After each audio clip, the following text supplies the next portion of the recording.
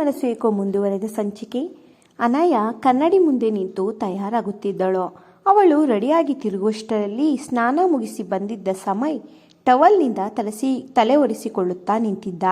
ಒದ್ದೆಯಾದ ತಲೆ ಕೂದಲು, ಮುಖದ ಮೇಲೆ ಇಳಿಬಿಟ್ಟ ನೀರಿನ ಹನಿಗಳು ಮತ್ತು ಅವನ ಆಕರ್ಷಕ ಮೈಕಟ್ಟು ನೋಡಿ ಅನಾಯ ಒಂದು ಕ್ಷಣ ಮೈಪರೆತು ಅವನನ್ನೇ ನೋಡುತ್ತಾ ನಿಂತು ಬಿಟ್ಟಳು.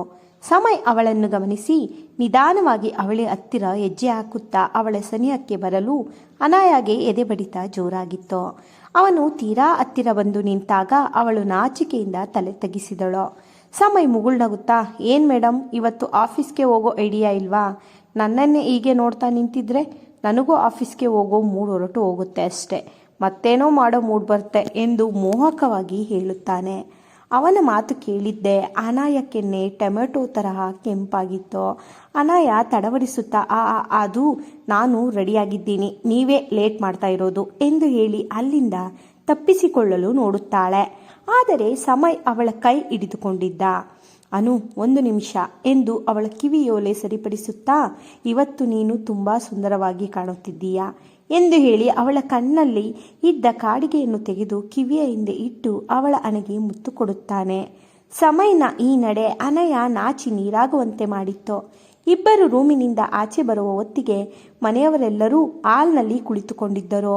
ಅಮ್ಮು ಮತ್ತು ಸಾನ್ವಿ ಟಿವಿ ನೋಡುತ್ತಿದ್ದರೆ ಸಾವಿತ್ರಿಯವರು ಎಲ್ಲರಿಗೂ ಕಾಫಿ ತಂದು ಕೊಡುತ್ತಿದ್ದರು. ಎಲ್ಲರೂ ಕುಳಿತ ಮೇಲೆ ಅನಾಯ ಚಿಕ್ಕಮಗಳೂರಿನ ವಿಷಯವನ್ನು ಹೇಗೆ ಪ್ರಸ್ತಾಪಿಸುವುದು ಎಂದು ಯೋಚಿಸುತ್ತಿದ್ದಳು. ಸಮಯ್ಗೆ ನಿನ್ನೆ ರಾತ್ರಿಯೇ ಸೌಮ್ಯ ಕಾಲ್ ಮಾಡಿ ಊರಿಗೆ ಬರಬೇಕು ಎಂದು ತಿಳಿಸಿದ್ದನ್ನು ಹೇಳಿದ್ದಳು. ಸಮಯ್ಗೆ ಆ ಜಾಗಕ್ಕೆ ಹೋಗುವುದು ಇಷ್ಟವಿಲ್ಲ ಎಂದು ಅವಳಿಗೆ ತಿಳಿದಿತ್ತು. ಆದರೆ ಹೋಗಲೇಬೇಕಾದ ಅನಿವಾರ್ಯತೆ ಅವಳಿಗೆ. ಅಷ್ಟರಲ್ಲಿ ಅಮ್ಮು ಅನಯ ಕಡೆ ಕಣ್ಣು ಮಿಟುಕಿಸುತ್ತಾಳೆ. ಅಂದರೆ ವಿಷಯ ಹೇಳು ಎಂದು ಸೂಚನೆ ನೀಡಿದಳು. ಅನಯ ಧೈರ್ಯ ತಂದುಕೊಂಡು, "ಅಮ್ಮ, ಅಪ್ಪ, 1 ನಿಮಿಷ, ಏನೋ ವಿಷಯ ಹೇಳಬೇಕಿತ್ತು" ಎಂದು ಮಾತು ಆರಂಭಿಸಿದಳು. ಮಂಜುನಾಥ್ ಅವರು ಪೇಪರ್ ಓದೋದನ್ನು ನಿಲ್ಲಿಸಿ, "ಹೇಳಮ್ಮ ಅನಯ, ಏನದು" ಎಂದು ಕೇಳುತ್ತಾರೆ. ಅನಯ, "ಅದು ನಾಡಿದ್ದು ಚಿಕ್ಕಮಗಳೂರಿನಲ್ಲಿ ಸೌಮ್ಯ ಅಕ್ಕನ ಬೊಟಿಕ್ ಓಪನಿಂಗ್ ಇದೆ. ಅವರು ನಿನ್ನೆ ಫೋನ್ ಮಾಡಿ ತುಂಬ ಫೋರ್ಸ್ ಮಾಡಿ ಕರೆದಿದ್ದಾರೆ. ನಾನು ಹೋಗಿಲ್ಲ ಅಂದರೆ ಚೆನ್ನಾಗಿರೋಲ್ಲ, ಅದಕ್ಕೆ" ಎಂದು ಮಾತು ನಿಲ್ಲಿಸಿ ಸಮಯ್ ಕಡೆ ನೋಡುತ್ತಾಳೆ. ಸಮಯ್ ಮುಖ ಗಂಭೀರವಾಯಿತು. ಸಾವಿತ್ರಿ ಅವರು, "ಹೌದಾ ಮಗಳೇ, ಒಳ್ಳೆ ವಿಷಯ. ಆದರೆ ಈಗಿನ ಪರಿಸ್ಥಿತಿಯಲ್ಲಿ ನೀನು ಅಲ್ಲಿಗೆ ಹೋಗೋದು ಸರಿನಾ? ನಿನ್ನ ಅಂಕಲ್ಗೆ ಬೇರೆ ಹುಷಾರಿಲ್ಲ ಅಲ್ವಾ ಎಂದು ಆತಂಕ ವ್ಯಕ್ತಪಡಿಸುತ್ತಾರೆ. ಅಷ್ಟರಲ್ಲಿ ಅಮ್ಮು ಮಧ್ಯ ಬಾಯಿ ಹಾಕಿ, "ಆಂಟಿ, ಅದಕ್ಕೆ ನಾವೆಲ್ಲರೂ ಯೋಚನೆ ಮಾಡ್ತಾ ಇದ್ದೀವಿ. ಅನಯ ಒಬ್ಬಳೇ ಹೋಗೋದು ಬೇಡ, ನಾವೆಲ್ಲರೂ ಒಟ್ಟಿಗೆ ಹೋಗೋಣ. ಸಮಯ್ ಸರ್, ತನ್ಮಯ್, ನಾನು ಎಲ್ಲರೂ ಹೋದರೆ ಅವಳಿಗೆ ಧೈರ್ಯ ಇರುತ್ತೆ. ಜೊತೆಗೆ ನಮಗೂ ಒಂದು ಚೇಂಜ್ ಸಿಗತ್ತೆ. ಡ್ಯಾಡ್ ಕಂಡೀಷನ್ ಈಗ ಸ್ಟೇಬಲ್ ಆಗಿದೆ ಅಂತ ಡಾಕ್ಟರ್ ಹೇಳಿದ್ದಾರೆ. ಶ್ಯಾಮ್ ಬ್ರದರ್ ಅಲ್ಲಿ ನೋಡ್ಕೊತಾರೆ" ಎಂದು ಎಲ್ಲ ವಿವರಿಸುತ್ತಾಳೆ. ಸಮಯ್ಗೆ ಅಮ್ಮು ಮತ್ತು ಅನಯ ಪ್ಲಾನ್ ಈಗ ಅರ್ಥವಾಗಿತ್ತು. ಅವನು ಅನಯ ಮುಖ ನೋಡಿದ ತಕ್ಷಣ ಅವಳು ಕಣ್ಣಿನಲ್ಲಿಯೇ "ಪ್ಲೀಸ್ ಒಪ್ಪಿಕೊಳ್ಳಿ" ಎನ್ನುತ್ತಾ ಮನವಿ ಮಾಡಿಕೊಳ್ಳುತ್ತಿದ್ದಳು. ಅವನು ನಿಟ್ಟುಸಿರು ಬಿಟ್ಟು, ಅಮ್ಮ ಅಮ್ಮು ಹೇಳ್ತಿರೋದು ಸರಿ ಇದೆ. ಅವಳು ಒಬ್ಬಳೇ ಹೋಗೋದು ನನಗೂ ಇಷ್ಟ ಇಲ್ಲ. ನಾವೆಲ್ಲ ಜೊತೆಯಲ್ಲಿ ಹೋದರೆ ಸೇಫ್ ಆಗಿ ಇರುತ್ತೆ. ಅಲ್ಲದೆ ಅಲ್ಲಿ ಆಸ್ತಿ ವಿಷಯ ಏನಾಗ್ತಿದೆ ಅಂತನೂ ನೋಡ್ಕೊಂಡು ಬಂದ ಹಾಗಾಗುತ್ತೆ ಎಂದನು. ಮಗನೇ ಒಪ್ಪಿದ ಮೇಲೆ ಸಾವಿತ್ರಿಯವರಿಗೆ ಇಲ್ಲ ಎನ್ನಲು ಆಗಲಿಲ್ಲ. "ಸರಿ ಕಣ್ರಪ್ಪ, ನಿಮ್ಮಿಷ್ಟ. ಆದರೆ ಹುಷಾರಾಗಿ ಹೋಗಿ ಬನ್ನಿ. ಆ ಕೃಷ್ಣಮೂರ್ತಿ ಮತ್ತು ಅವನ ಹೆಂಡತಿ ಎಂಥವರು ಅಂತ ನಮಗೆಲ್ಲ ಗೊತ್ತೇ ಇದೆ" ಎಂದು ಎಚ್ಚರಿಕೆ ಸಹ ನೀಡುತ್ತಾರೆ. ಸಮಯ್ ಅನಯ ಬಗ್ಗೆ ತನ್ನ ಅಪ್ಪ ಅಮ್ಮನಿಗೆ ಎಲ್ಲ ವಿಷಯ ತಿಳಿಸಿದ್ದರಿಂದ ಅವರಿಗೂ ಇವರನ್ನು ಅಲ್ಲಿಗೆ ಕಳಿಸಿಕೊಡಲು ಇಷ್ಟ ಇರಲಿಲ್ಲ.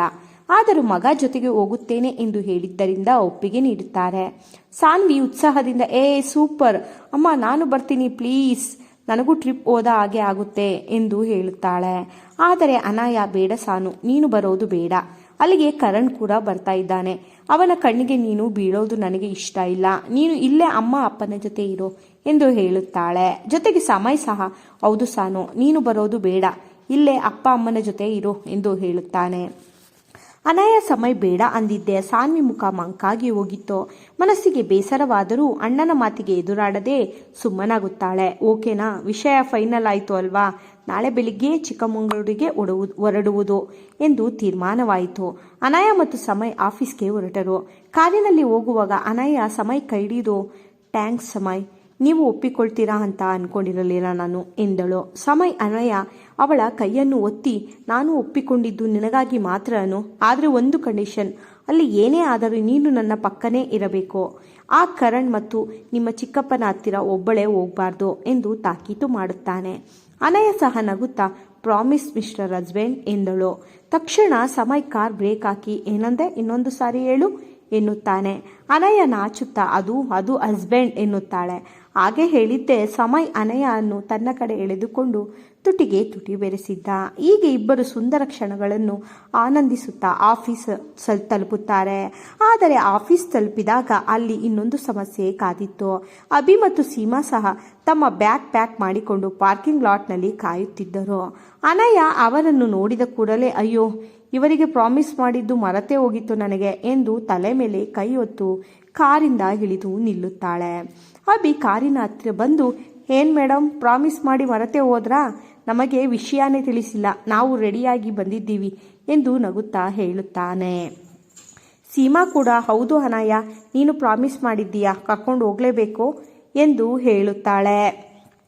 ಸಮಯ್ಗೆ ಇವರಿಬ್ಬರು ಯಾರು ಎಂದು ಗೊತ್ತಿರಲಿಲ್ಲ. ಅವನು ಪ್ರಶ್ನಾರ್ಥಕವಾಗಿ ಅನಯ ಕಡೆ ನೋಡುತ್ತಾನೆ. ಅನಯ ಸಂಕೋಚದಿಂದ, ಸಮಯ್, ಇವರು ನಮ್ಮ ಕಾಲೇಜ್ ಫ್ರೆಂಡ್ಸ್ ಅಭಿ ಮತ್ತು ಸೀಮಾ, ಇವರನ್ನು ಚಿಕ್ಕಮಗಳೂರಿಗೆ ಕರ್ಕೊಂಡು ಹೋಗ್ತೀವಿ ಅಂತ ನಿನ್ನೆ ಕ್ಯಾಂಟೀನಲ್ಲಿ ಪ್ರಾಮಿಸ್ ಮಾಡಿಬಿಟ್ವಿ ಎಂದು ಮೇಲುಧ್ವನಿಯಲ್ಲಿ ಸಮಯ್ಗೆ ಹೇಳುತ್ತಾಳೆ. ಸಮಯ್ಗೆ ಸ್ವಲ್ಪ ಸಿಟ್ಟು ಬರುತ್ತಿತ್ತು.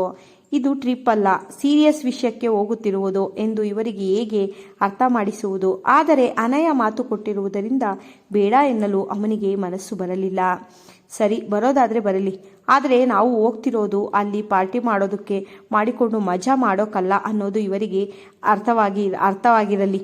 ಸುಮ್ಮನೆ ಬಂದು ಯಾವುದೇ ತಕರಾರು ಮಾಡದೆ ವಾಪಸ್ ಬಂದರೆ ಸಾಕು ಎಂದು ಸಮಯ್ ಹೇಳುತ್ತಾನೆ. ಹೀಗೆ ಎಲ್ಲರೂ ಚಿಕ್ಕಮಗಳೂರಿಗೆ ಹೋಗಲು ಸಿದ್ಧರಾಗುತ್ತಾರೆ.